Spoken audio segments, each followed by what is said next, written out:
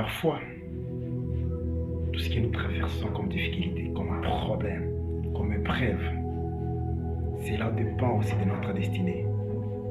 Des personnes qui ont des grandes destinées, des personnes prédestinées à accomplir des grandes choses, où je peux vous assurer que leurs épreuves ne sont pas moindres, ce sont de grandes épreuves. Regardez Joseph, il était appelé à être gouverneur en Égypte.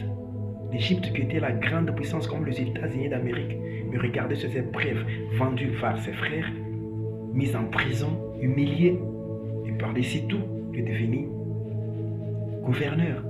C'est pourquoi, parfois, tout ce que nous traversons comme problème, difficulté, ce Dieu qui est en train de nous façonner, ce Dieu qui est en train de nous tailler, selon notre avenir, selon notre destinée, c'est pourquoi rien ne sert de pleurer, rien ne sert de se lamenter.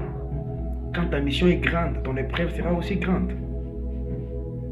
C'est pourquoi, parfois, dans des moments de épreuve, quand ça te dépasse, il faut dire merci Seigneur, parce que tu me fais passer par une très très grande formation et je sais, je crois que ma mission n'est pas moindre.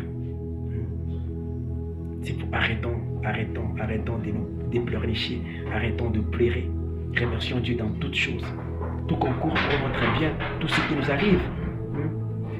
Jérémie dit, arrive-t-il le malheur, sans que l'Éternel en soit l'auteur. Il est au contrôle de tout. Avant de te placer quelque part, Dieu doit te tailler, doit te modeler. Dieu envoie au combat ce meilleur soldat. Et pour être meilleur soldat, on doit passer par la formation, qui n'est pas la moindre. Une formation digne d'être appelé meilleur soldat, être appelé voyant guerrier.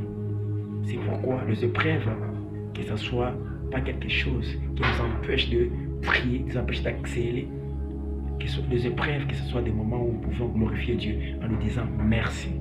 Merci Seigneur pour cette grande formation que tu m'accordes.